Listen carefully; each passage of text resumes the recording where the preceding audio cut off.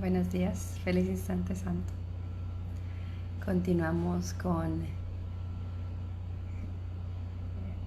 la lectura de un capítulo diario de un curso de milagros, la segunda edición. Yo estoy leyendo la segunda edición y hoy nos corresponde el capítulo 4. Feliz instante santo, buenos días. Hoy nos corresponde el capítulo 4. Ya hemos leído 3 capítulos. Vamos a mirar los títulos de los 3 primeros capítulos. Buenos días, Melba. El primer capítulo se intitulaba El significado de los milagros. El segundo, la separación y la expiación. El tercero, la percepción inocente. Y el cuarto se intitula Las ilusiones del ego. Las ilusiones del ego. Y este capítulo tiene 7 epígrafes. Primero una introducción y luego el primer epígrafe, las enseñanzas y el aprendizaje correctos. El segundo, el ego y la falsa autonomía. El tercero, amor sin conflicto. El cuarto, esto no tiene que ser así. El quinto, la ilusión del ego cuerpo. El sexto, las recompensas de Dios. Y el séptimo, creación y comunicación. Creación y comunicación. Bien.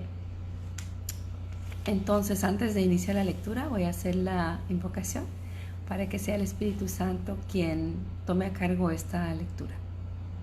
Estoy aquí únicamente para ser útil. Estoy aquí en representación de aquel que me envió. No tengo que preocuparme sobre qué decir ni qué hacer, porque Él quien me envió me dirigirá. Me siento satisfecha de estar donde quiera que Él desee, porque sé que Él va allí conmigo. Sanaré a medida que le permita enseñarme a sanar.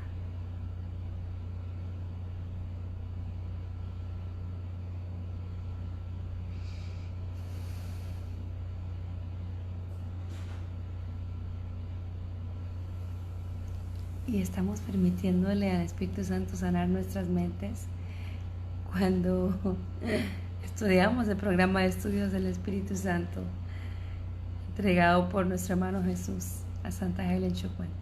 Bien, las ilusiones del ego, capítulo 4. Las ilusiones del ego, introducción 1.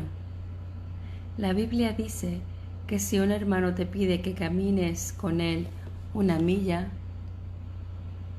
que le acompañes 2. Ciertamente nos sugiere que le retrases en su viaje. Tu dedicación a un hermano no puede tampoco retrasarte a ti.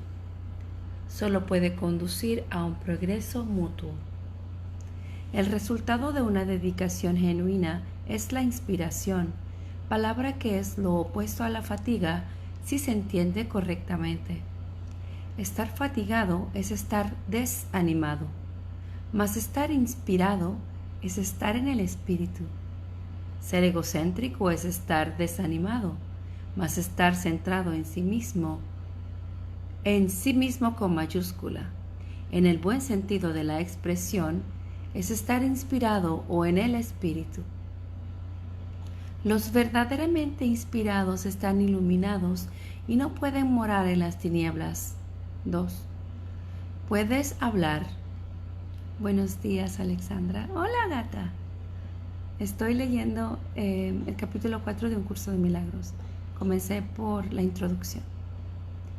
Puedes hablar desde el espíritu o desde el ego, según elijas. Y les voy a mostrar nuevamente, ¿no? Para hacer gráfico. Podemos hablar. Nuestros enunciados vendrán o bien desde el Espíritu Santo o desde el loco de la casa, el ego. Y yo elijo, ¿no? ¿A quién escucho? ¿Al ego o al Espíritu Santo? Puedes hablar desde el espíritu o desde el ego según elijas. Si hablas desde el espíritu, es que has decidido acatar las palabras aquíétate y reconoce que yo soy Dios. Estas son palabras inspiradas porque reflejan conocimiento. Si hablas desde el ego, estás renegando del conocimiento en vez de ratificándolo y por lo tanto estás desanimándote. No te embarques en viajes inútiles, pues ciertamente no llevan a ninguna parte. Puede que el ego los desee, pero el espíritu no puede emprenderlos porque nunca está dispuesto a apartarse de sus cimientos. 3. El viaje a la cruz debería ser el último viaje inútil. No sigas pensando en él, sino dalo por concluido. Si puedes aceptarlo como tu último viaje inútil, serás libre también de unirte a mi resurrección. Mientras no lo hagas, estarás desperdiciando tu vida, ya que ésta simplemente seguirá siendo una repetición de la separación, de la pérdida de poder, de los esfuerzos fútiles que el ego lleva a cabo en busca de compensación y, finalmente, de la crucifixión del cuerpo o muerte. Estas repeticiones continuarán indefinidamente hasta que voluntariamente se abandonen. No cometas el patético error de aferrarte a la vieja y rugosa cruz. El único mensaje de la crucifixión es que puedes superar la cruz. Hasta que no la superes, eres libre de seguir crucificándote tan a menudo como quieras. Este no es el evangelio que intenté ofrecerte. Tenemos otro viaje que emprender, y si lees cuidadosamente las lecciones que aquí se ofrecen, te ayudarán a prepararte para emprenderlo. Bien, terminé de leer la introducción del capítulo 4 y ahora voy a leer el epígrafe 1. La enseñanza y el aprendizaje correctos. Y el epígrafe 1 está en la página 60 de la segunda edición. Si tienes la primera, estará tal vez en la 58.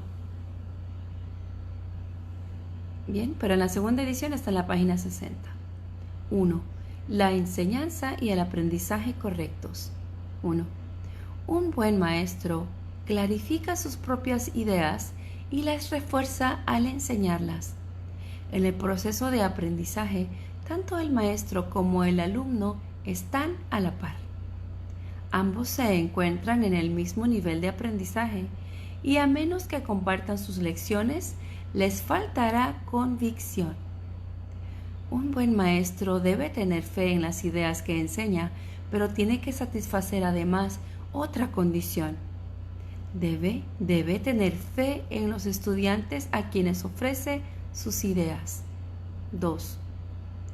Muchos montan guardia en torno a sus ideas porque quieren conservar su sistema de pensamiento intactos y aprender significa cambiar. Los que creen estar separados siempre temen cambiar porque no pueden concebir que los cambios sean un paso hacia adelante en el proceso de subsanar la separación. Siempre los perciben como un paso hacia una mayor separación debido a que la separación fue su primera experiencia de cambio. Crees que si no permites ningún cambio en tu ego, alcanzarás la paz. Esta marcada confusión solo puede tener lugar si sostienes que un mismo sistema de pensamiento puede erigirse sobre dos cimientos distintos. Nada puede llegar al espíritu desde el ego y nada puede llegar al ego desde el espíritu.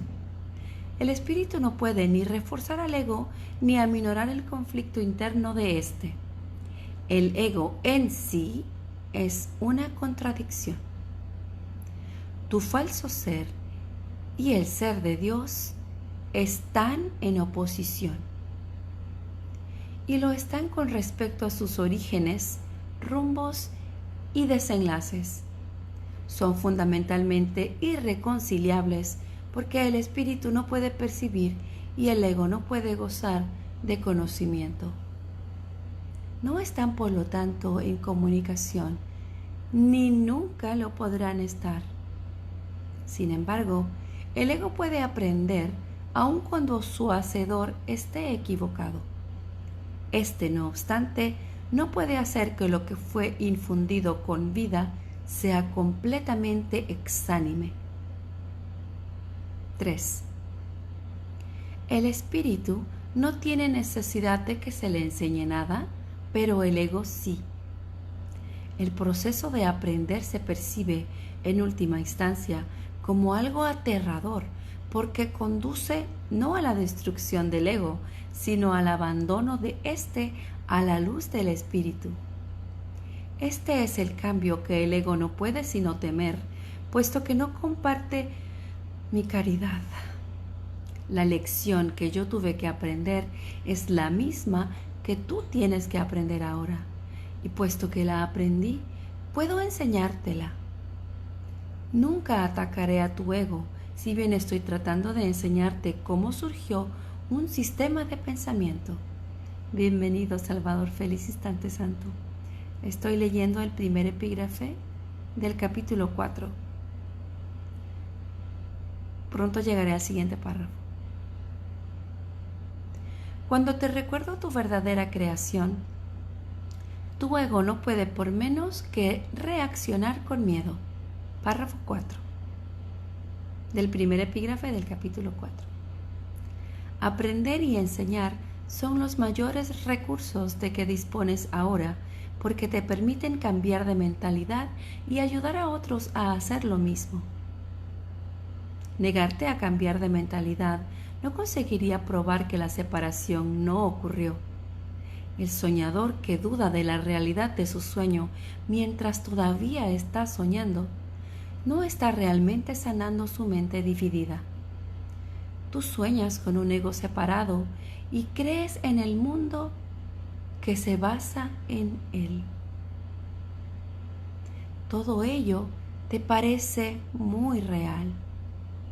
No puedes deshacerlo sin cambiar de mentalidad al respecto. Si estás dispuesto a renunciar al papel de guardián de tu sistema de pensamiento y ofrecérmelo a mí, ¿quién nos está hablando?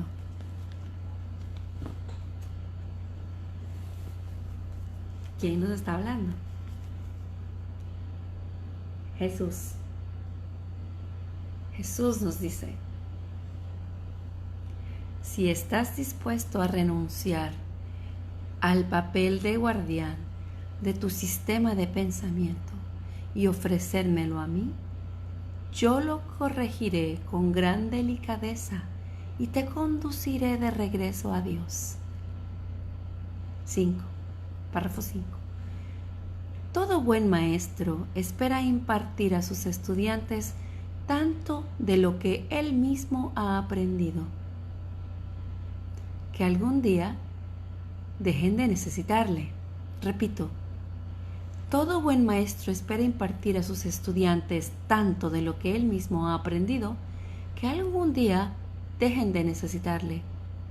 Este es el verdadero y único objetivo del maestro. Es imposible convencer al ego de esto porque va en contra de todas sus leyes. Pero recuerda que las leyes se decretan para proteger la continuidad del sistema en que cree el que las promulga. Es natural que el ego trate de protegerse a sí mismo una vez que lo inventaste, pero no es natural que desees obedecer sus leyes a menos que tú creas en ellas. El ego no puede tomar esa decisión debido a la naturaleza de su origen, pero tú puedes tomarla debido a la naturaleza del tuyo. 6. Los egos pueden chocar en cualquier situación, pero es imposible que el espíritu choque en absoluto. Si percibes a un maestro simplemente como un ego más grande, entre comillas, sentirás miedo, ya que agrandar un ego es aumentar la ansiedad que produce la separación. Enseñaré contigo y viviré contigo si estás dispuesto a pensar como pienso yo. Pero mi objetivo será siempre eximirte finalmente de la necesidad de un maestro. Esto es lo opuesto al objetivo del maestro que se deja guiar por el ego. A ese solo le interesa el efecto que su ego pueda tener sobre otros egos y por consiguiente se sirve de su interacción con ellos como un medio de conservar su propio ego. Yo no podría dedicarme a enseñar si creyese eso, y tú no serás un maestro dedicado mientras lo creas. Se me percibe constantemente como un maestro al que hay que exaltar o rechazar, pero yo no acepto ninguna de esas dos percepciones de mí mismo. 7. El que enseñes o aprendas no es lo que establece tu valía. Tu valía la estableció Dios. Mientras sigas oponiéndote a esto, todo lo que hagas te dará miedo, especialmente aquellas situaciones que tienden a apoyar la creencia en la superioridad o en la inferioridad. Los maestros tienen que tener paciencia y repetir las lecciones que enseñan hasta que se aprendan. Yo estoy dispuesto a hacer eso, porque no tengo derecho a fijar los límites de tu aprendizaje por ti. Una vez más, nada de lo que haces, piensas o deseas es necesario para establecer tu valía. Repito esto. Una vez más, nada de lo que haces, piensas o deseas es necesario para establecer tu valía. Este punto no es debatible, excepto en tus fantasías. Tu ego no está nunca en entredicho, porque Dios no lo creó. Tu espíritu no está nunca entredicho, porque Él lo creó, Dios lo creó. Cualquier confusión al respecto es ilusoria, y mientras esta ilusión perdure, ninguna forma de dedicación es posible. 8. El ego trata de convertir todas las situaciones en elogios para él, a fin de superar sus propias dudas, y seguirá lleno de dudas mientras tú sigas creyendo en su existencia. Tú que lo inventaste, no puedes tener confianza en él, porque cuando estás en tu mente recta te das cuenta de que no es real.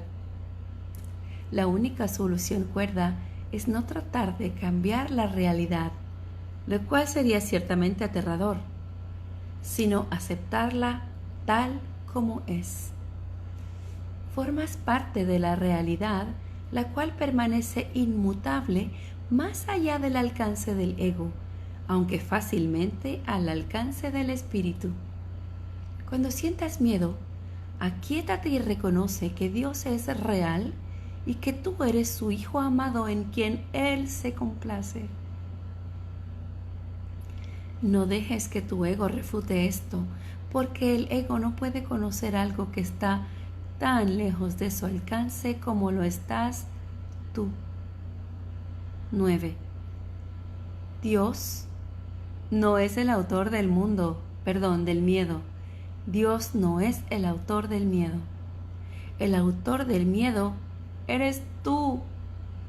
Y tú, y tú, y tú.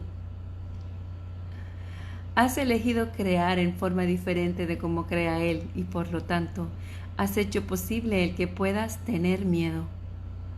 No estás en paz porque no estás desempeñando tu función. Dios te encomendó una función muy elevada que no estás llevando a cabo. Tu ego ha elegido estar atemorizado en vez de llevarla a cabo. Cuando despiertes, te será imposible entender esto porque es literalmente increíble. No creas lo increíble ahora. Cualquier intento de incrementar su credibilidad es simplemente un intento de posponer lo inevitable. La palabra inevitable, entre comillas, le causa terror al ego, pero es motivo de júbilo para el espíritu. Alcanzar a Dios es inevitable y tú no puedes eludirlo, de la misma manera en que Él no te puede eludir a ti. 10.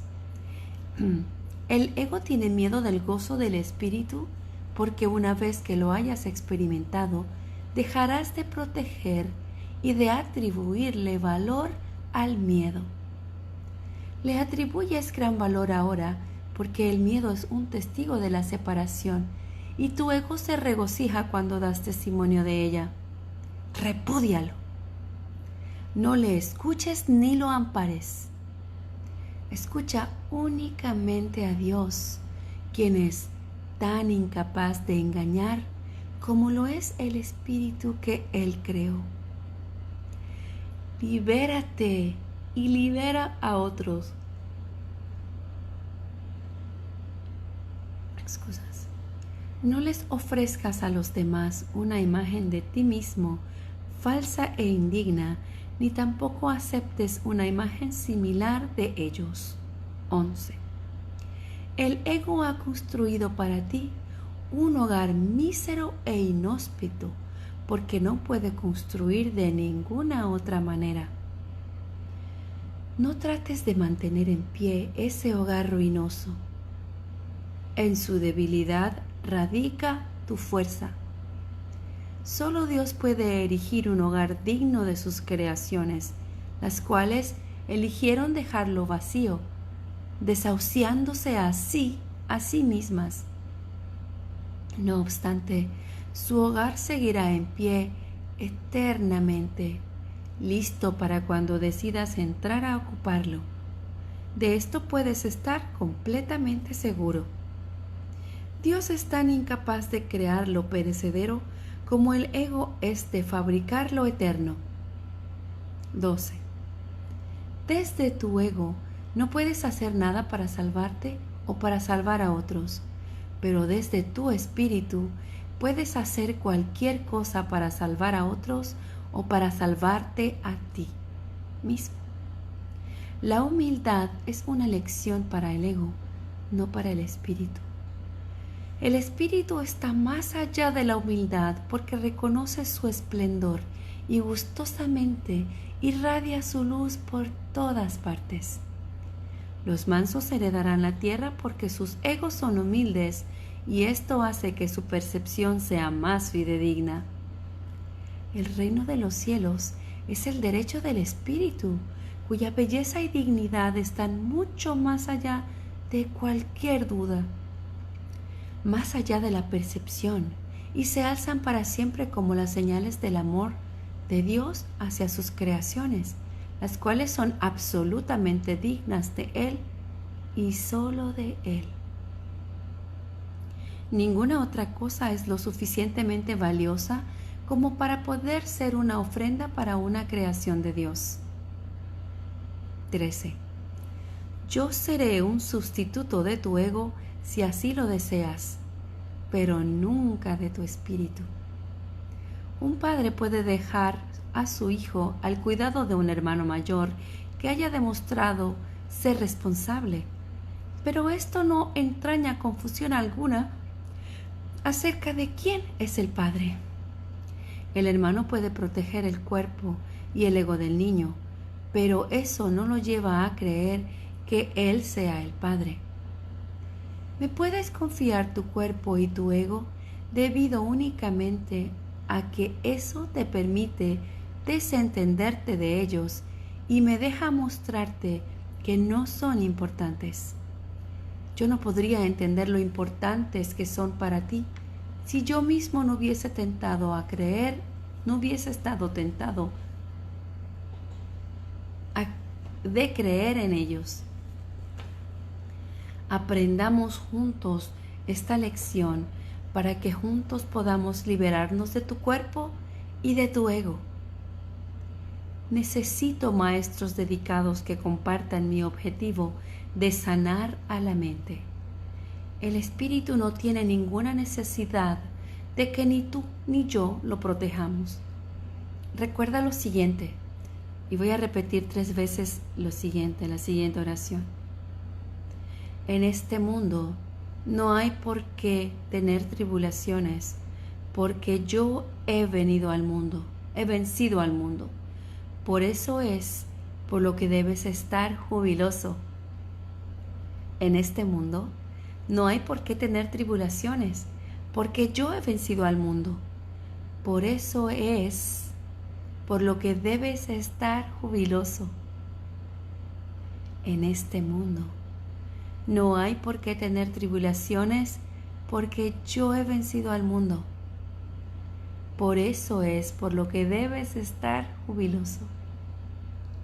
Bien, terminamos de leer el epígrafe 1 del capítulo 4. El capítulo 4 está intitulado Las ilusiones del ego. Ya leí la introducción y el epígrafe 1 la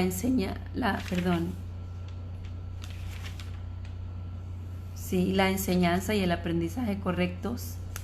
Y ahora voy a leer el epígrafe 2, el ego y la falsa autonomía. El ego y la falsa autonomía. Me excuso un instante.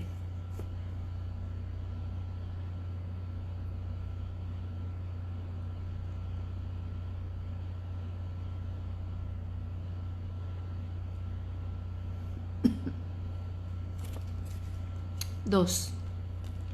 El ego y la falsa autonomía. 1. Es razonable preguntarse ¿cómo pudo la mente haber inventado al ego? De hecho, esa es la mejor pregunta que puedes hacerte.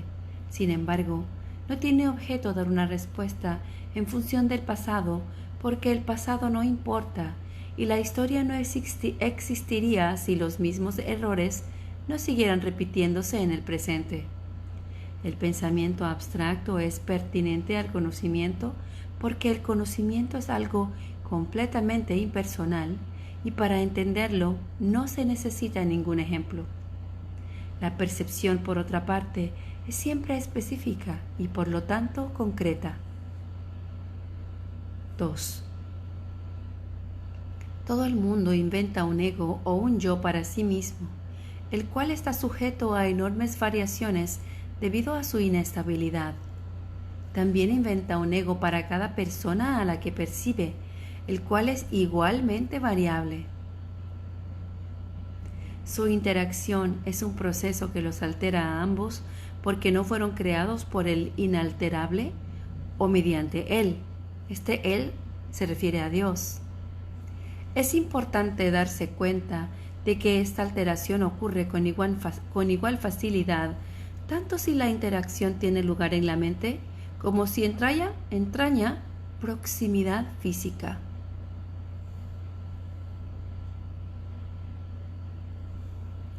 Pensar acerca de otro ego es tan eficaz en el proceso de cambiar la percepción relativa como lo es la interacción física.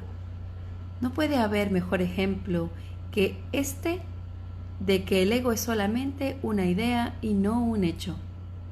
3. Tu propio estado mental es un buen ejemplo de cómo fue inventado el ego. Cuando repudiaste el conocimiento, fue como si nunca lo hubieses tenido. Esto es tan evidente que basta con que lo reconozcas para constatar que eso es lo que en realidad ocurre.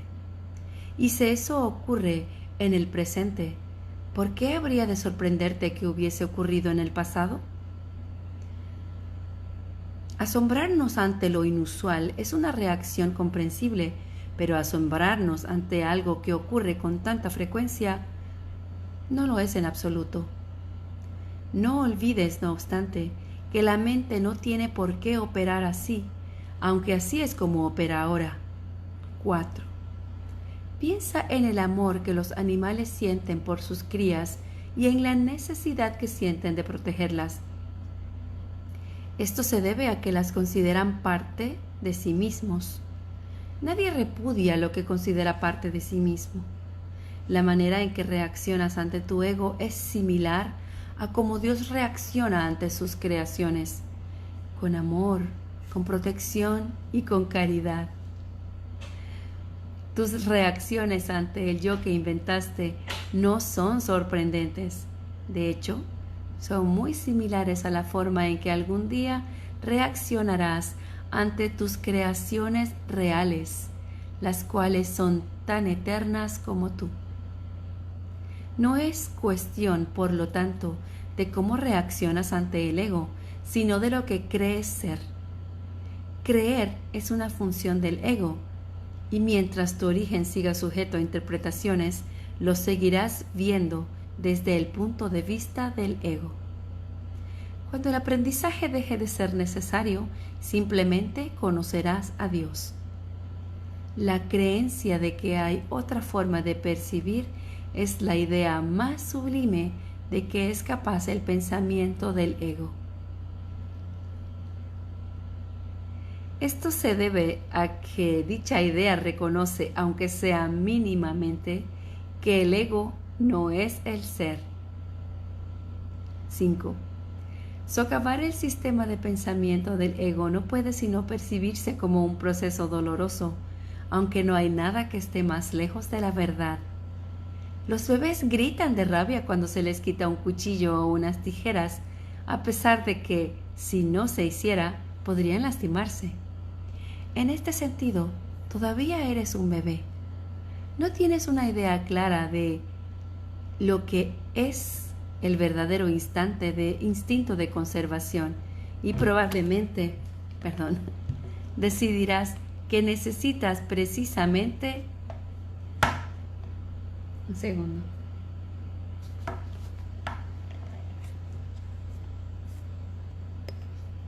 Repito la frase 4. No tienes una idea clara de lo que es el verdadero instinto de conservación y probablemente decidirás que necesitas precisamente lo que más daño te haría. Sin embargo, tanto si lo reconoces ahora como si no, has acordado cooperar en el empeño por llegar a ser inofensivo y servicial, atributos estos que son inseparables. Incluso las actitudes que tienes a ese respecto son necesariamente conflictivas, puesto que todas las actitudes están basadas en el ego. Esto, sin embargo, no siempre será así. Ten paciencia mientras tanto y recuerda que el desenlace es tan seguro como Dios. 6. Solo aquellos que tienen una sensación real y duradera de abundancia pueden ser realmente, verdaderamente caritativos. Esto resulta obvio cuando consideras lo que realmente quiere decir ser caritativo. Para el ego, dar cualquier cosa significa tener que privarse de ello. Cuando asocias el acto de dar con el sacrificio, das solamente porque crees que de alguna forma vas a obtener algo mejor y puedes, por lo tanto, prescindir de la cosa que das. Dar para obtener es una ley ineludible del ego que siempre se evalúa a sí mismo en función de otros egos. Por lo tanto, está siempre obsesionado con la idea de la escasez, que es la creencia que le dio origen. Su percepción de otros egos como entes reales no es más que un intento de convencerse a sí mismo de que él es real. El amor propio, entre comillas, desde el punto de vista del ego, no significa otra cosa que el ego se ha engañado a sí mismo creyendo que es real y por lo tanto está temporalmente menos inclinado a depredar. Ese amor propio, entre comillas, es siempre vulnerable a experimentar tensión, término este que se refiere a cualquier cosa que él perciba como una amenaza a su existencia. 7. El ego vive literalmente a base de comparaciones. La igualdad es algo que está más allá de lo que puede entender y por lo tanto le es imposible ser caritativo. Lo que el ego da nunca emana de una sensación de abundancia porque él fue engendrado precisamente como sustituto de ésta. Por eso es por lo que el concepto de obtener surgió en su sistema de pensamiento. Los apetitos son mecanismos para obtener que representan la necesidad del ego de ratificarse a sí mismo. Esto es cierto tanto en el caso de los apetitos corporales como en el de las llamadas necesidades más elevadas del ego, entre comillas. El origen de los apetitos corporales no es físico.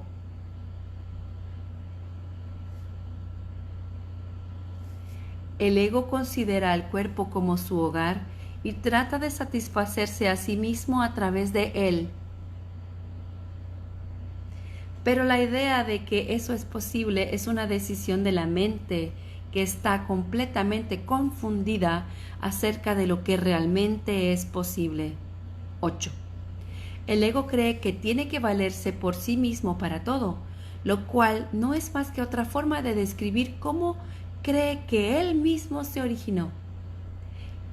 Es este un estado de tanto temor que lo único que puede hacer es dirigirse a otros egos y tratar de unirse a ellos en un débil intento de identificarse con ellos o atacarlos en una demostración igualmente débil de fuerza. No es libre, no obstante, de poner en tela de juicio la premisa que da lugar a todo eso, pues esa premisa es su base. El ego es la creencia de la mente según la cual él tiene que valerse completamente por sí mismo. Los incesantes esfuerzos que realiza por ganar el reconocimiento del espíritu y establecer así su propia existencia son inútiles. El espíritu, en su conocimiento, no es consciente del ego. No lo ataca. Simplemente no lo puede concebir en absoluto. Aunque el ego tampoco se percata del espíritu, se percibe a sí mismo rechazado por algo más grande que él. Por eso es por lo que el amor propio, tal como el ego lo concibe, no puede menos que ser ilusorio. Las creaciones de Dios no crean mitos, si bien el esfuerzo creativo se puede trocar en mitología. Esto puede suceder, sin embargo, solo bajo una condición. Lo que fabrica deja de ser creativo. Los mitos pertenecen exclusivamente al ámbito de la percepción, y las formas que adoptan son tan ambiguas y de una naturaleza tan marcada por la dicotomía entre el bien y el mal, que ni siquiera el más benévolo de ellos está exento de connotaciones aterradoras. 9. Los mitos y la magia están íntimamente relacionados, ya que los mitos generalmente tienen que ver con el origen del ego y la magia con los poderes que el ego se atribuye a sí mismo. Los sistemas mitológicos incluyen por lo general alguna descripción de la creación entre comillas y la conectan con su forma particular de magia. La llamada lucha por la supervivencia entre comillas no es más que la lucha del ego por prolongar su propia existencia, así como la interpretación que ha hecho con respecto a su comienzo. Este comienzo casi siempre se asocia con el nacimiento físico, ya que resulta difícil sostener que el ego existía antes de ese momento. Los más religiosos, entre comillas, de los mitos basados en el ego, puede que postulen que el alma existía antes y que seguirá existiendo después de un lapso temporal de vida en el ego. Algunos postulan incluso que el alma será castigada por este lapso. La salvación, no obstante, no es aplicable al espíritu, pues éste no está en peligro, por lo tanto, no tiene que ser rescatado. 10. La salvación no es otra cosa que mentalidad recta, entre comillas, que aunque no es la mentalidad uno del Espíritu Santo, se debe alcanzar antes de que la mentalidad 1 pueda ser reinstaurada. La mentalidad recta conduce automáticamente al siguiente paso, ya que la percepción correcta está completamente exenta de cualquier forma de ataque. Por lo tanto, la mentalidad errada desaparece. El ego no puede sobrevivir sin emitir juicios. Por consiguiente, se le abandona. La mente tiene entonces una sola dirección por la que avanzar. La dirección que sigue es siempre automática, pues no puede sino atacar los dictados del sistema de pensamiento al que se adhiere. Repito. La dirección que sigue es siempre automática, pues no puede sino acatar los dictados del sistema de pensamiento que se le adhiere. La dirección es automática. 11. No se puede hacer demasiado hincapié en el hecho de que corregir la percepción es simplemente un expediente temporal. Dicha corrección es necesaria únicamente porque la percepción falsa es un obstáculo para el conocimiento, mientras que la percepción fidedigna es un trampolín hacia él. El valor de la percepción correcta reside en la conclusión inevitable de que toda percepción es innecesaria. Esto elimina el obstáculo por completo. Te preguntarás cómo puede ser posible esto mientras parezca que vives en este mundo. Esa es una pregunta razonable. No obstante, tienes que asegurarte de que realmente entiendes lo que estás preguntando. ¿Quién es el tú, entre comillas, que vives en este mundo, entre comillas?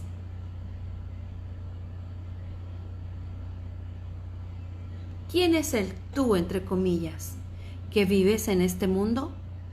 El espíritu es inmortal y la inmortalidad es un estado permanente.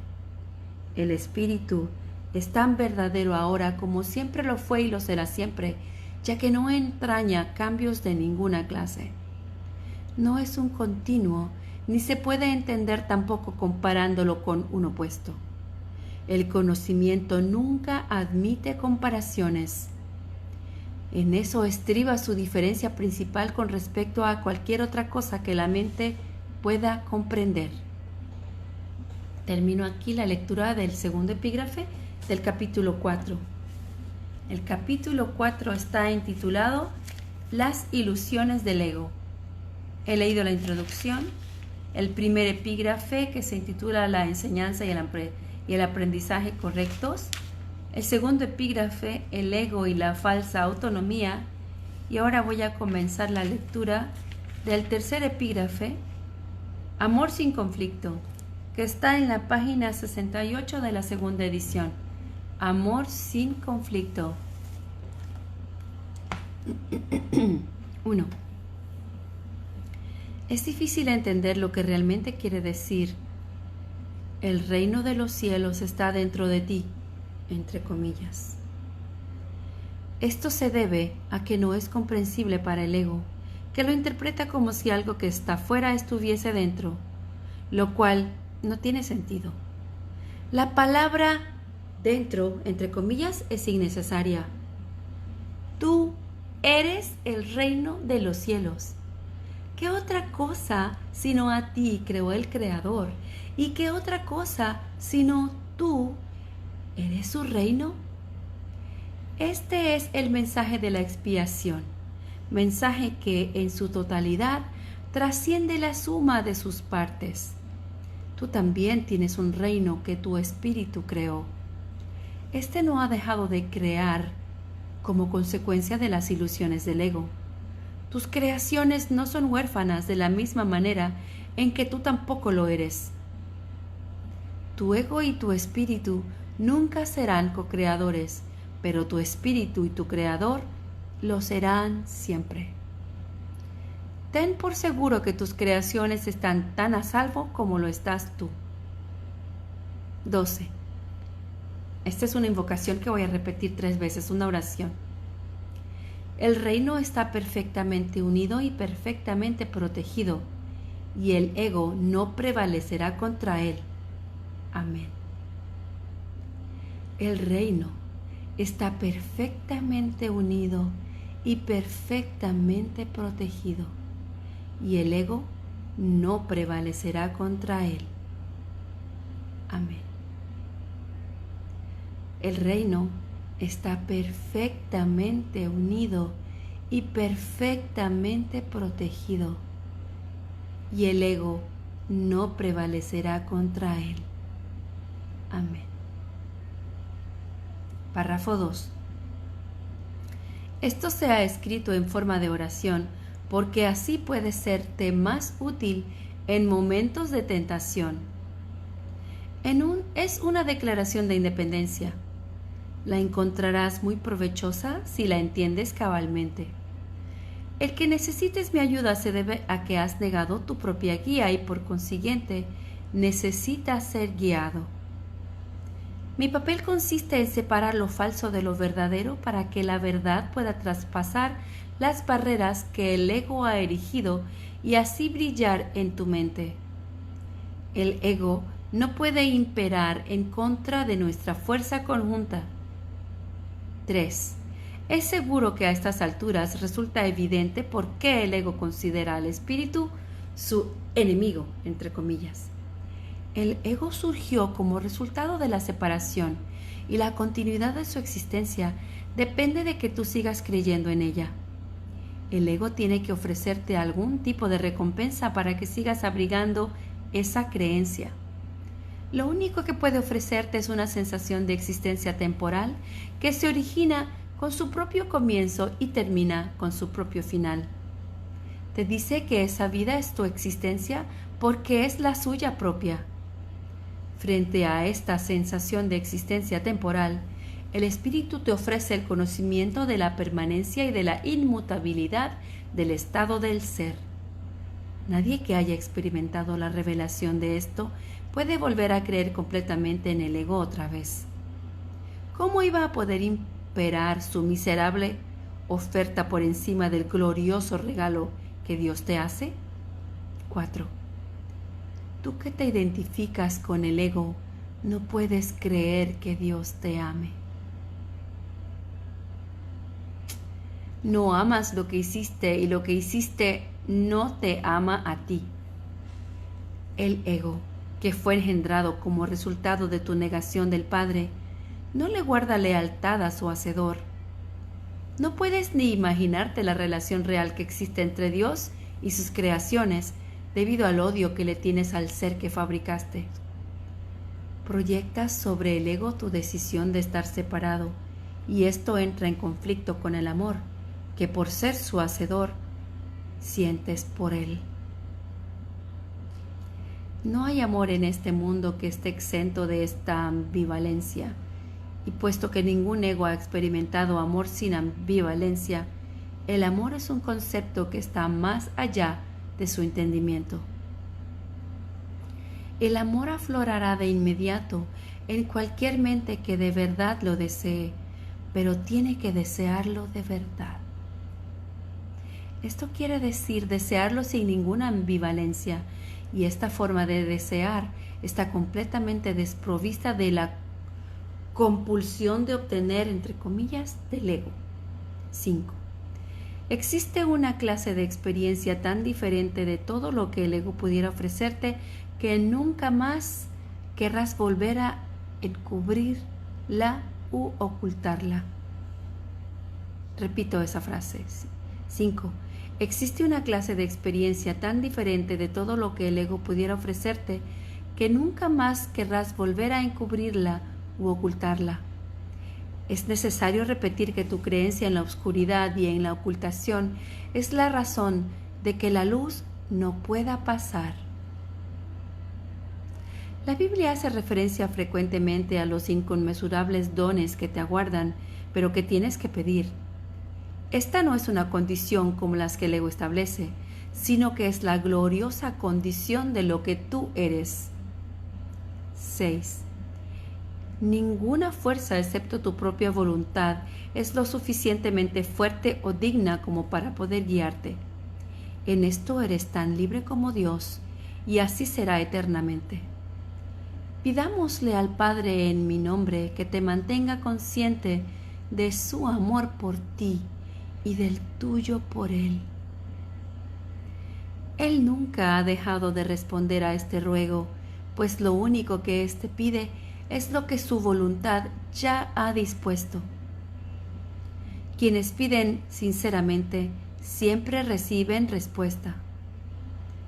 No debes anteponer otros dioses a Él, porque no hay otros dioses.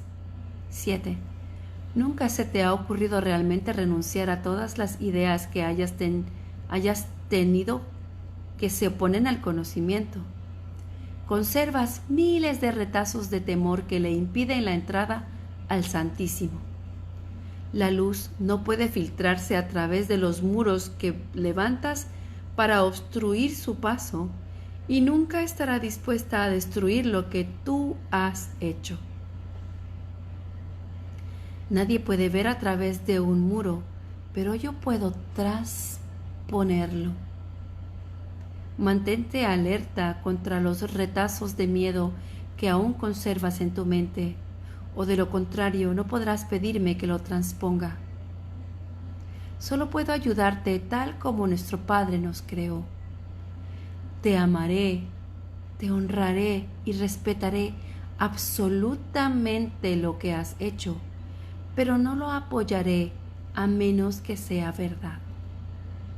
Nunca te abandonaré tal como Dios tampoco te abandonará, pero tengo que esperar mientras tú continúes eligiendo abandonarte a ti mismo. Debido a que espero con amor y no con impaciencia, es indudable que me pedirás con sinceridad que lo transponga. Vendré en respuesta a toda llamada inequívoca. 8. Examina detenidamente qué es lo que estás realmente pidiendo. Sé muy honesto contigo mismo al respecto, pues no debemos ocultarnos nada el uno al otro.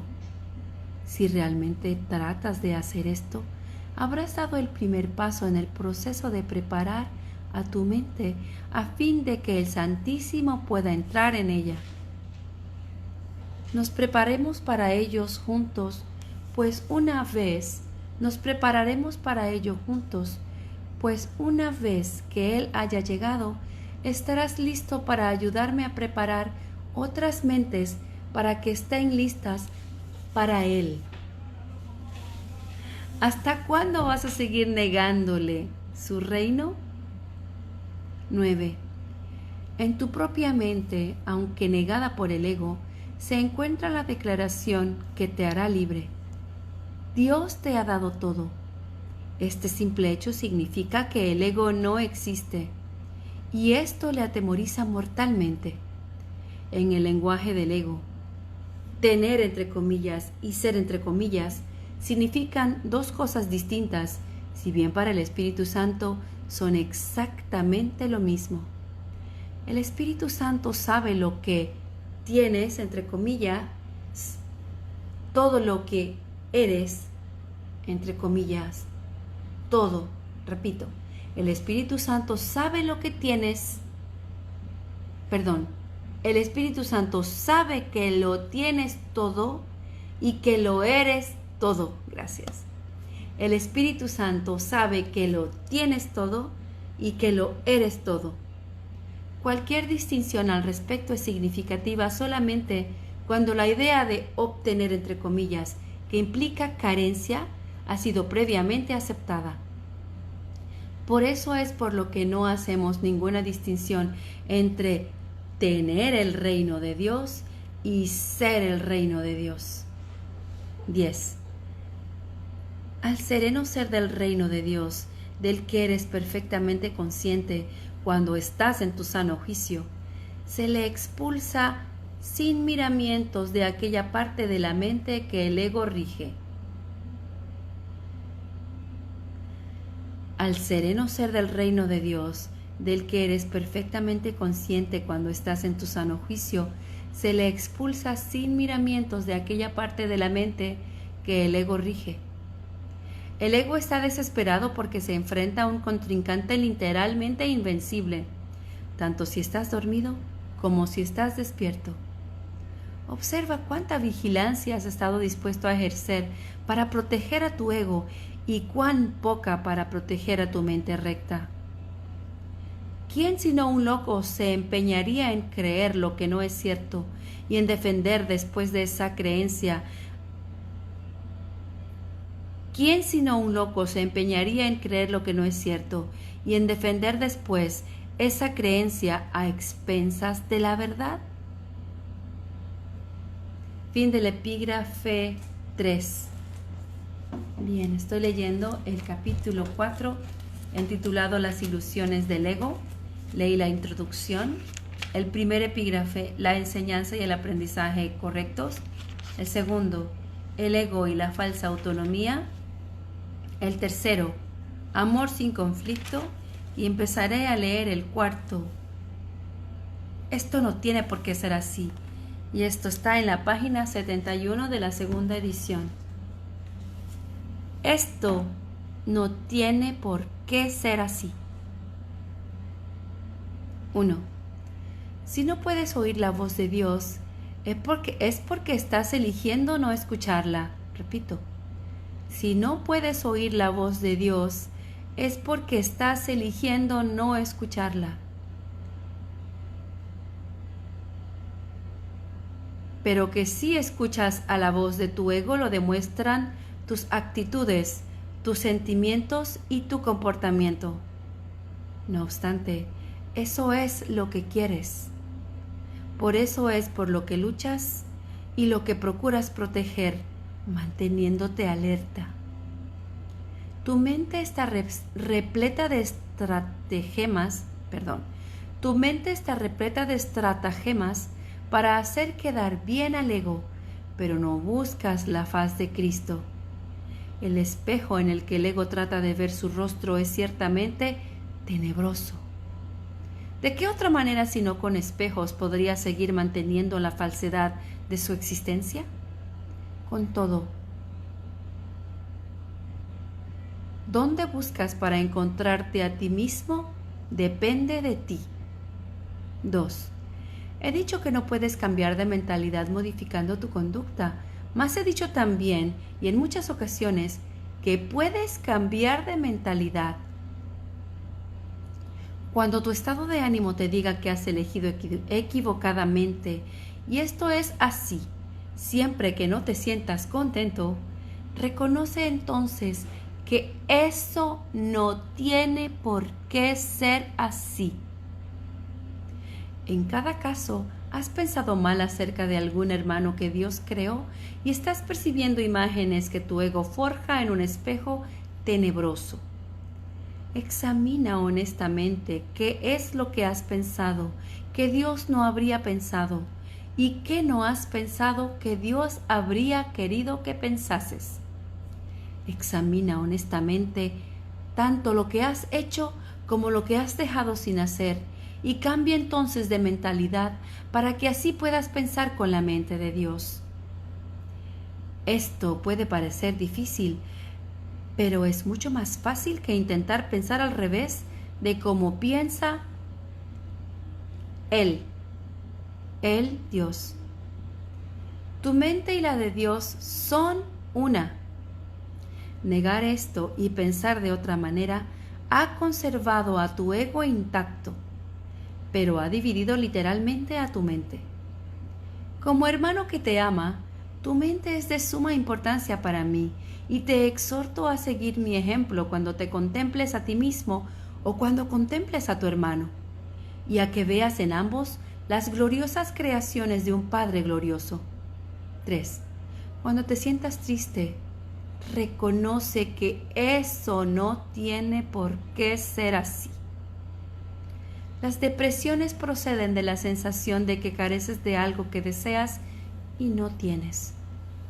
Recuerda que no careces de nada excepto si tú mismo así lo has decidido y toma entonces otra decisión. 4.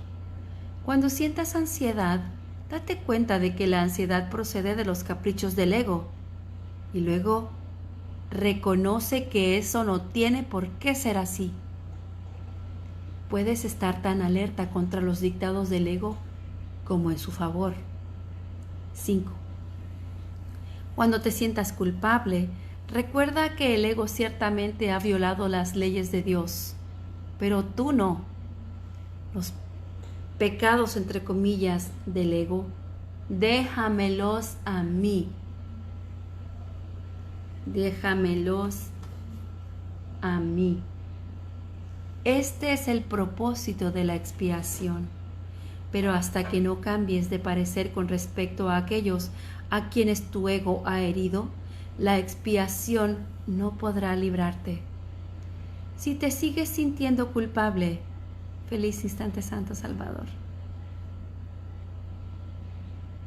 Sí, la voluntad de Dios para todos es perfecta felicidad. Amén, así es. Si te sigues sintiendo culpable es porque tu ego sigue al mando. Ya que solo el ego puede experimentar culpa. Eso no tiene por qué ser así. Vigila tu mente contra las tentaciones del ego y no te dejes engañar por él. No tiene nada que ofrecerte. Cuando hayas abandonado ese desánimo voluntario, verás cómo tu mente puede concentrarse, trascender toda fatiga y sanar.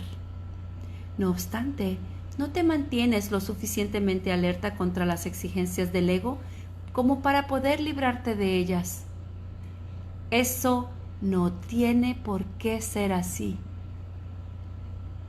7. El hábito de colaborar con Dios y sus creaciones se adquiere fácilmente si te niegas diligentemente a dejar que tu mente divague. No se trata de un problema de falta de concentración, sino de la creencia de que nadie, incluso tú, es digno de un esfuerzo continuo. Ponte de mi parte sistemáticamente contra este engaño y no permitas que esa desafortunada creencia te retrase. Los descorazonados no pueden ayudarse a sí mismos ni me pueden ayudar a mí. Sin embargo, solo el ego puede sentirse descorazonado. 8. ¿Te has detenido a pensar seriamente en las muchas oportunidades que has tenido de regocijarte y en cuántas has dejado pasar? El poder de un hijo de Dios es ilimitado, pero Él puede restringir la expresión de su poder tanto como quiera. Tu mente y la mía pueden unirse para desvanecer con su luz a tu ego, liberando la fuerza de Dios para que reverbere en todo lo que hagas o pienses. No te conformes con menos y niégate a aceptar como tu objetivo nada que no sea eso. Vigila tu mente con sumo cuidado contra cualquier creencia que se interponga en el logro de tu objetivo y recházala. Juzga por tus sentimientos cuán bien has hecho esto, pues ese es el único uso acertado del juicio. Los juicios, al igual que cualquier otra defensa, se pueden utilizar para atacar o para proteger, para herir o para sanar. Al ego se le debe llevar a juicio y allí declararlo inexistente. Sin tu lealtad, protección y amor, el ego no puede existir. Deja que sea juzgado imparcialmente y no podrás por menos que retirarle tu lealtad, tu protección y tu amor. 9. Eres un espejo de la verdad en el que Dios mismo brilla en perfecta luz. Al tenebroso espejo del ego no tienes sino que decirle: no voy a mirar ahí porque sé que esas imágenes no son verdad. Entre comillas, no voy a mirar ahí porque sé que esas imágenes no son verdad. Deja entonces que el Santísimo brille sobre ti en paz, sabiendo que así y sólo así es como debe ser.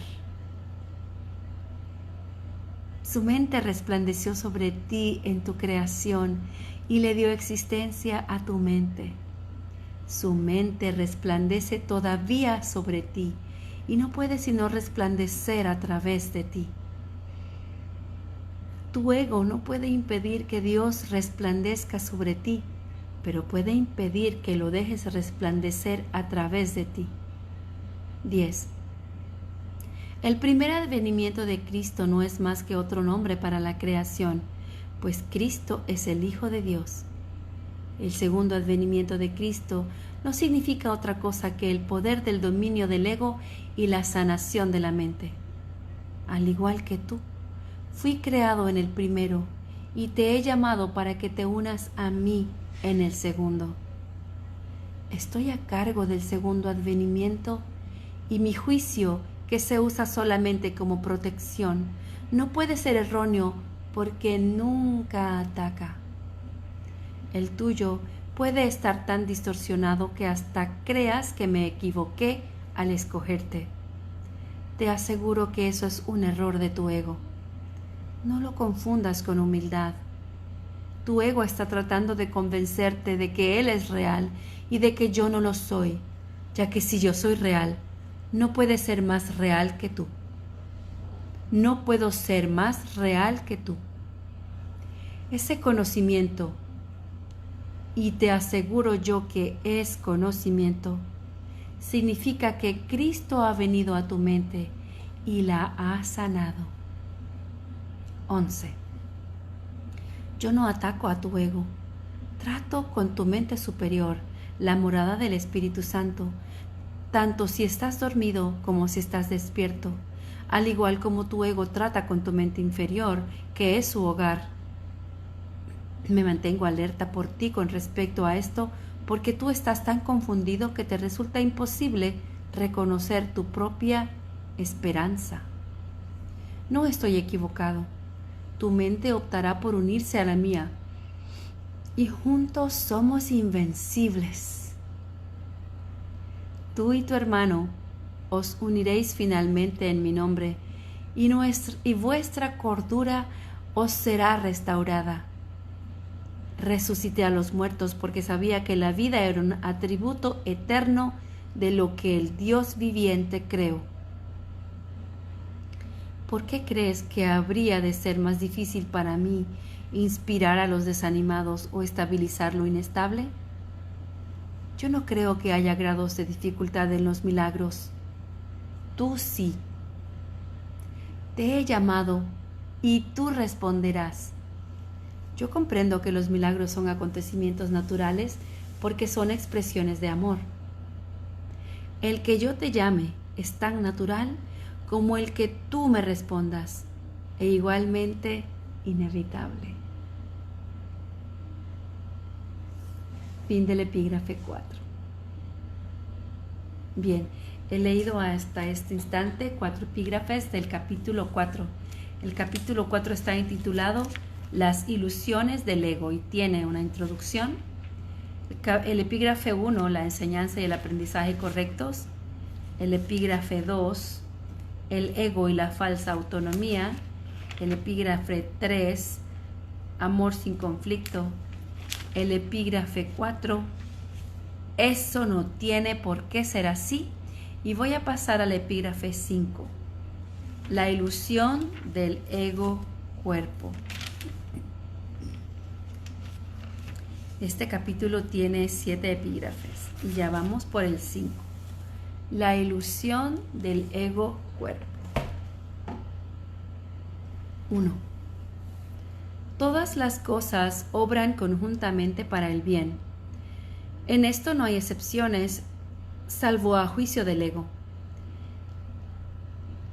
El ego se mantiene extremadamente alerta con respecto a lo que permite llegar hasta la conciencia, y esa no es la manera en que una mente equilibrada se mantiene ecuánime. El desequilibrio del ego se acentúa aún más porque mantiene su motivación principal oculta de tu conciencia y hace que el control predomine sobre la cordura. El ego tiene todas las razones del mundo para hacer esto, dado el sistema de pensamiento que le dio origen y al que sirve. Puesto que el sano juicio juzgaría irrevocablemente contra él, el ego lo tiene que eliminar en aras de su propia supervivencia. 2.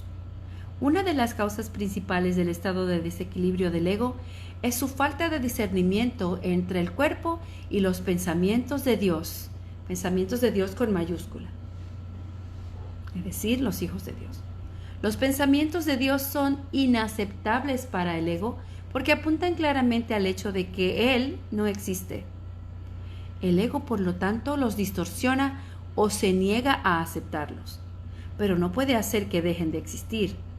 El ego, por consiguiente, trata de ocultar no solo los impulsos inaceptables, entre comillas, del cuerpo, sino también los pensamientos de Dios con mayúscula, ya que ambos suponen una amenaza para él. Dado que lo que básicamente le preocupa es su propia supervivencia ante cualquier amenaza, el ego los percibe a ambos como si fueran lo mismo, y al percibirlos así, evita ser aniquilado como de seguro lo sería en presencia del conocimiento. 3. Cualquier sistema de pensamiento que confunda a Dios con el cuerpo no puede por menos que ser demente. Sin embargo, esa confusión es esencial para el ego, que juzga únicamente en función de lo que supone, o no, una amenaza para él. En cierto sentido, su temor a Dios es cuando menos lógico, puesto que la idea de Dios hace que el ego se desvanezca. Pero que le tenga miedo al cuerpo con el que se identifica tan íntimamente no tiene ningún sentido. 4. El cuerpo es el hogar que el ego ha elegido para sí. Esta es la única identificación con la que se siente seguro, ya que la vulnerabilidad del cuerpo es su mejor argumento de que tú no puedes proceder de Dios. Esta es la creencia que el ego apoya fervientemente. Sin embargo, odia al cuerpo porque no lo considera lo suficientemente bueno como para ser su hogar. En este punto es donde la mente queda definitivamente aturdida. Habiéndole dicho el ego que ella es realmente parte del cuerpo y que el cuerpo es su protector, también le dice que el cuerpo no puede protegerla. Por consiguiente, la mente inquiere: ¿dónde puede entonces encontrar protección? Entre comillas, la pregunta. A lo que el ego responde, entre comillas, ¡en mí! Entre comillas. La mente, y no sin razón, le recuerda al ego que él mismo ha insistido en que con lo que él está identificado es con el cuerpo, de modo que no tiene objeto recurrir a este para obtener protección. El ego no dispone de una respuesta plausible para esto, puesto que no la hay, pero sí dispone de una solución típica. Elimina la pregunta de la conciencia. Una vez fuera de la conciencia, la pregunta puede producir desasosiego y de hecho lo produce, pero no puede ser contestada porque no puede ser planteada. 5. Esta es la pregunta que debes hacerte, entre comillas. ¿A dónde debo acudir en busca de protección? Busca y hallarás, entre comillas, no significa que tengas que buscar ciega y desesperadamente algo que no podrás reconocer. La búsqueda que tiene sentido se emprende conscientemente, se organiza conscientemente y se dirige conscientemente. El objetivo debe formularse claramente y luego tenerse siempre presente. Aprender y querer aprender son inseparables. Te resulta más fácil aprender cuando crees que lo que estás tratando de aprender tiene valor para ti. Ahora bien, no todo lo que tal vez quieras aprender tiene valor duradero.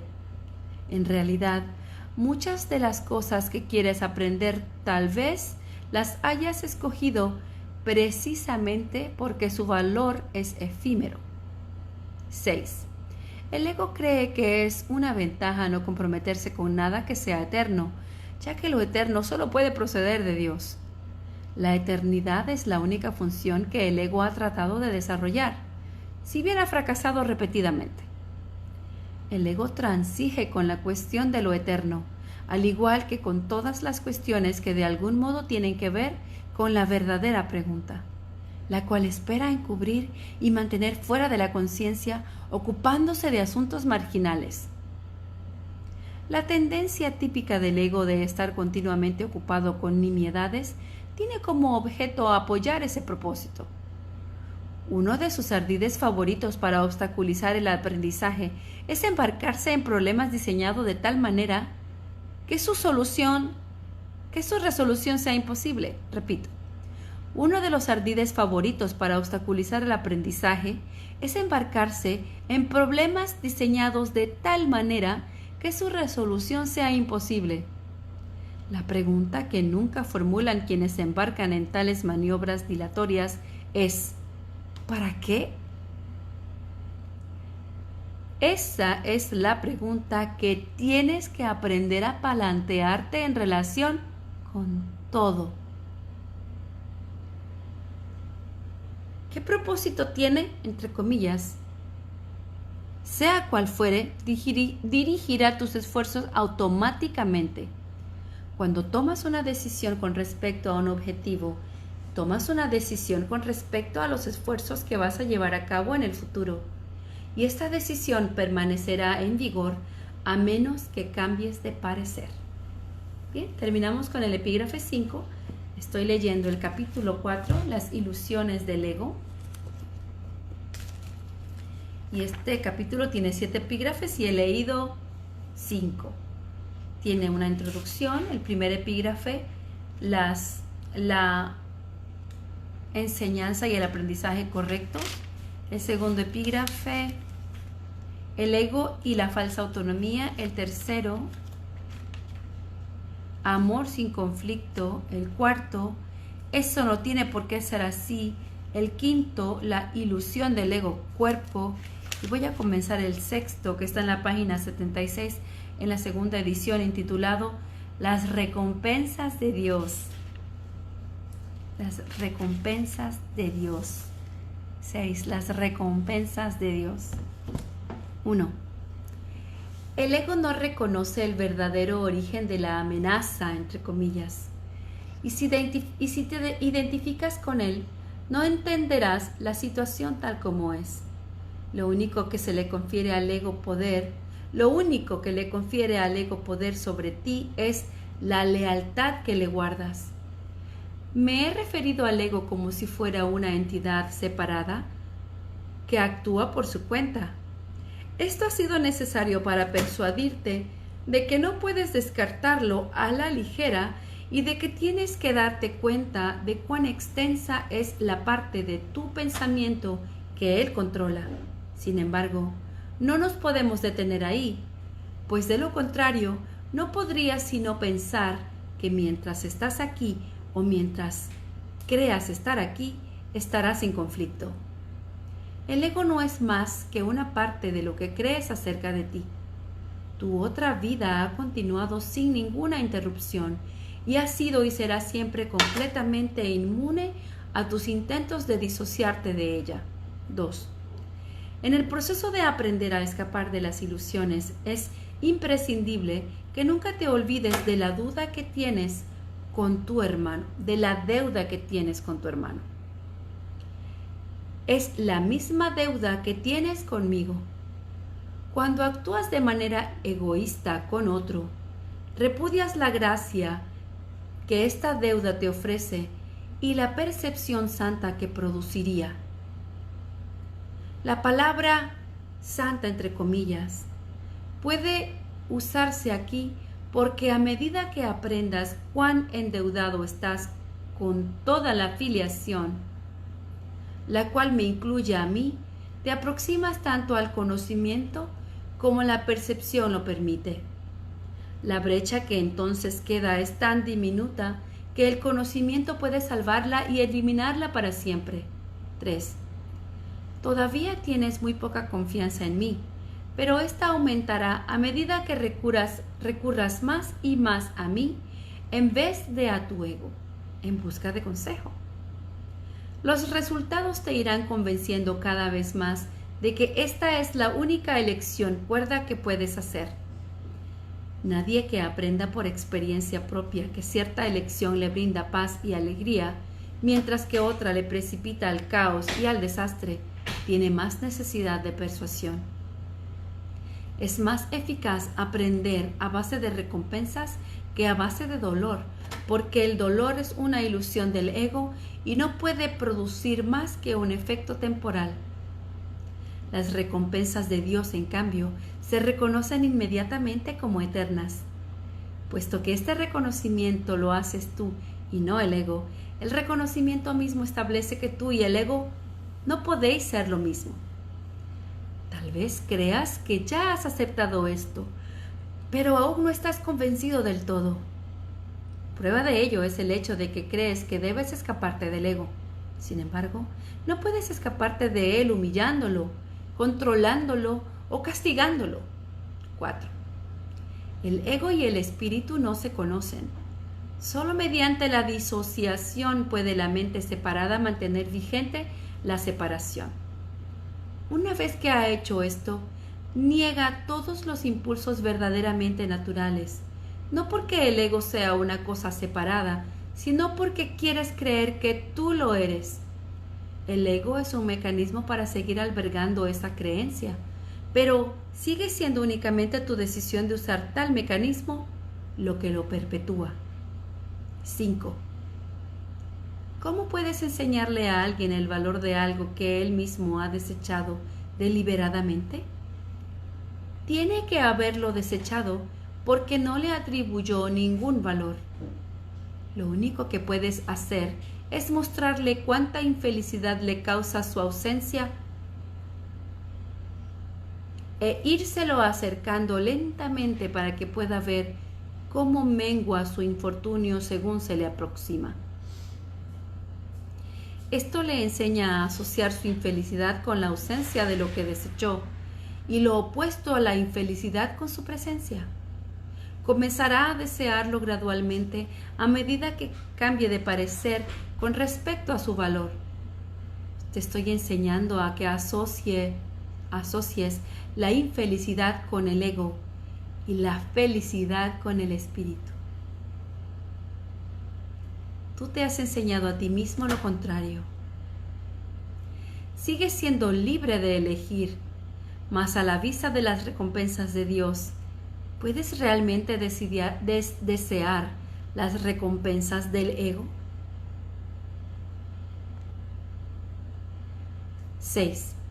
De momento, la confianza que yo tengo en ti es mayor que la que tú tienes en mí, pero no siempre será así.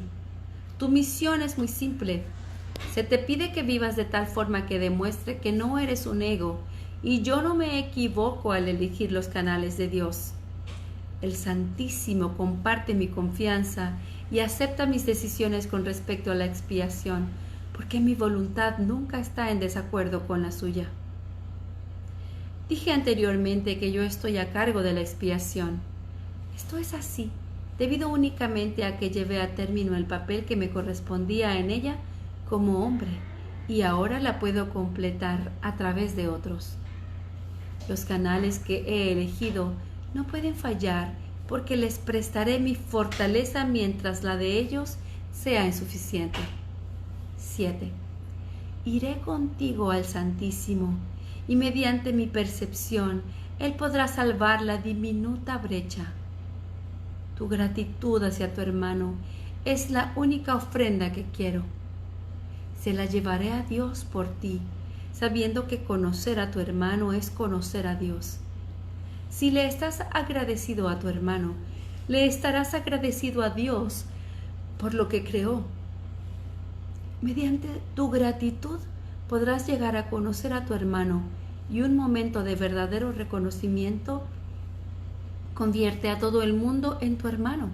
porque cada uno de ellos es hijo de tu Padre. El amor no conquista todas las cosas, pero sí las pone en su debido lugar. Puesto que tú eres el reino de Dios, te puedo conducir de vuelta a tus creaciones. Repito, puesto que tú eres el reino de Dios, te puedo conducir de vuelta a tus creaciones. Ahora no las reconoces, pero aquello de lo cual te has disociado aún se encuentra ahí. 8. A medida que te acercas a un hermano, te acercas a mí, y a medida que te alejas de él, la distancia entre tú y yo aumenta. La salvación es una empresa de colaboración. No la pueden emprender con éxito aquellos que se desvinculan de la filiación, porque al hacer eso se desvinculan de mí. Dios acudirá a ti solo en la medida en que se lo ofrezcas a tus hermanos. Aprende primero de ellos y estarás listo para oír de Dios. Eso se debe a que la función del amor es una. Fin del epígrafe 6. Bien, este capítulo 4 tiene 7 epígrafes y ya hemos leído 6. El capítulo 4 está intitulado Las ilusiones del ego, tiene la introducción, el primer epígrafe, la enseñanza y el aprendizaje correctos, el segundo, el ego y la falsa autonomía, el tercero, amor sin conflicto, el cuarto, eso no tiene por qué ser así, el quinto, la ilusión del ego cuerpo, el sexto, las recompensas de Dios, y el séptimo y último epígrafe, creación y comunicación. Creación y comunicación. Perdón, un segundito.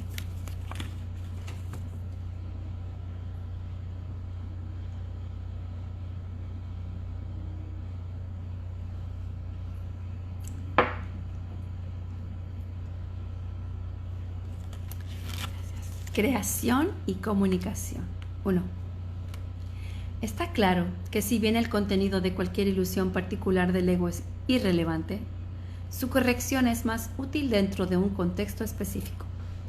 Las ilusiones del ego son muy concretas, aunque la mente es naturalmente abstracta. Parte de la mente, no obstante, se vuelve concreta al dividirse. La parte concreta cree en el ego porque el ego depende de lo concreto. El ego es aquella parte de la mente que cree que lo que define tu existencia es la separación. 2. Lo único que el ego percibe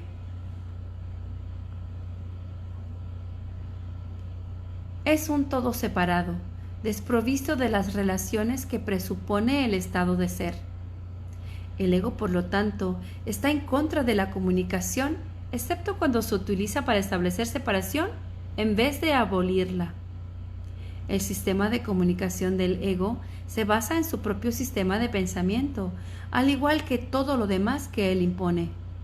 Su comunicación está controlada por la necesidad que tiene de protegerse e interrumpirá la comunicación siempre que se sienta amenazado. Esta interrupción es una reacción hacia una o varias personas determinadas. El carácter específico de la manera de pensar del ego da lugar entonces a generalizaciones falsas que no son realmente abstractas en absoluto. El ego simplemente responde de ciertas maneras específicas a todo lo que percibe como relacionado. 3. El espíritu, en cambio, reacciona de la misma manera a todo lo que sabe que es verdadero y no responde en absoluto a nada más. Feliz instante santo, Lisbeth. Gracias por estar aquí. Estoy en el séptimo epígrafe del capítulo 4, el párrafo 3. Tampoco hace ningún esfuerzo por establecer lo que es verdad. Sabe que lo único que es verdad es lo que Dios creó. El espíritu está en completa y directa comunicación con todos los aspectos de la creación, debido a que está en completa y directa comunicación con su Creador. Esta comunicación es la voluntad de Dios. Creación y comunicación son sinónimos. Dios creó a cada mente, comunicándole su mente, y de este modo la estableció para siempre como un canal para su mente y su voluntad. Puesto que solo los seres que pertenecen a un mismo orden pueden realmente comunicarse, sus creaciones se comunican naturalmente con Él y como Él. Esta comunicación es perfectamente abstracta, ya que su aplicación es de una calidad universal y no está sujeta a ningún juicio, excepción o alteración. Dios te creó mediante esta comunicación y para ella. La mente puede distorsionar su propia función, pero no puede atribuirse a sí misma funciones que no le fueron dadas. Feliz instante santo, ángeles. Estoy en el capítulo 4 del epígrafe 7. Por eso es por lo que la mente no puede perder del todo la capacidad de comunicarse, aun cuando pueda negarse a utilizarla en favor del estado de ser. Párrafo 4 del epígrafe 7, capítulo 4. Tanto la existencia como el estado de ser se basan en la comunicación. La existencia, sin embargo, es específica en cuanto a qué, cómo y con quién vale la pena entablar comunicación. El estado de ser carece por completo de esas distinciones. Es un estado en el que la mente está en comunicación con todo lo que es real. En la medida en que permitas que ese estado se vea coartado, en esa misma medida estarás limitando la idea que tienes acerca de tu propia realidad, la cual se vuelve total únicamente cuando reconoces a toda la realidad en el glorioso contexto de la verdadera relación que tiene contigo. Esa es tu realidad. No la profanes ni la rechaces. Es tu verdadero hogar, tu verdadero templo y tu verdadero ser. Párrafo 5.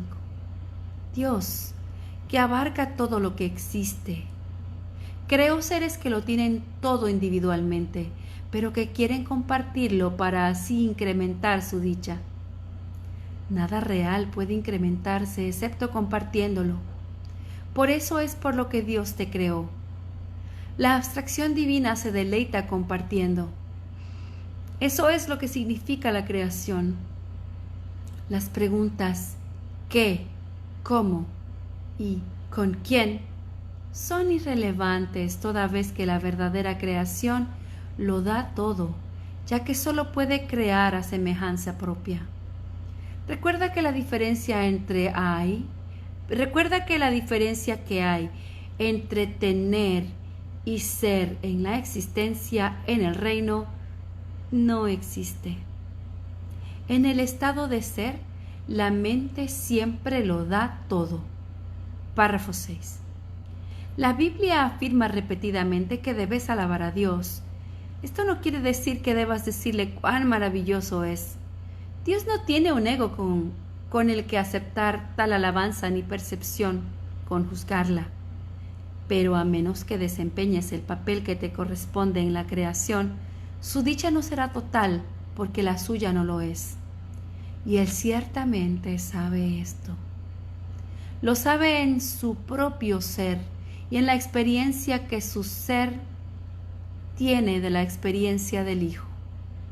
El constante fluir de su amor se obstruye cuando sus canales están cerrados y se siente solo cuando las mentes que Él creó no se comunican plenamente con Él. Párrafo 7. Dios ha salvaguardado tu reino, pero hasta que no lo conozcas con toda tu mente, Él no puede compartir su gozo contigo. La revelación no es suficiente porque es una comunicación de Dios hacia ti solamente. Dios no tiene necesidad de que se le devuelva la revelación, lo cual sería claramente imposible, pero sí desea que se transmita a otros. Esto no se puede hacer con la revelación en sí, pues su contenido no puede ser expresado debido a que es algo sumamente personal para la mente que lo percibe. No obstante, dicha mente lo puede extender a otras mentes mediante las actitudes generadas por la sabiduría que se deriva de la revelación. 8. Dios es alabado cada vez que una mente aprende a ser completamente servicial. Esto, sin embargo, es imposible a menos que también aprenda a ser completamente inofensiva, pues ambos conceptos tienen que coexistir. Los que son verdaderamente serviciales son a su vez invulnerables, porque no protegen a sus egos y por lo tanto nada puede hacerles daño. Su espíritu servicial es la manera en que alaban a Dios, y Él les devolverá las alabanzas que le hagan porque ellas son como Él y pueden regocijarse juntos. Dios se extiende hacia ellos y por medio de ellos, y una gran alegría cunde por todo el reino. Cada mente que ha sido transformada contribuye a aumentar esa alegría al estar individualmente dispuesta a compartirla. Los verdaderamente serviciales son los obradores de milagros de Dios, a quienes yo dirijo hasta que estemos todos unidos en el júbilo del reino. Te dirigiré allí, donde puedas ser verdaderamente servicial y a quien pueda seguir mi dirección a través de ti. Fin del epígrafe 7 y fin del capítulo 4. El capítulo 4, que se intitula Las ilusiones del ego, tiene 7 epígrafes, con una introducción previa. El primer epígrafe, la enseñanza y el aprendizaje correctos. El segundo, el ego y la falsa autonomía. El tercero, amor sin conflicto. El cuarto, eso no tiene por qué ser así. Esto no tiene por qué ser así. El quinto, la ilusión del ego-cuerpo. El sexto, las recompensas de Dios. Y el séptimo, creación y comunicación. Bien, hasta ahora llegamos aquí con el capítulo 4. Mañana estaremos leyendo el capítulo 5, que tiene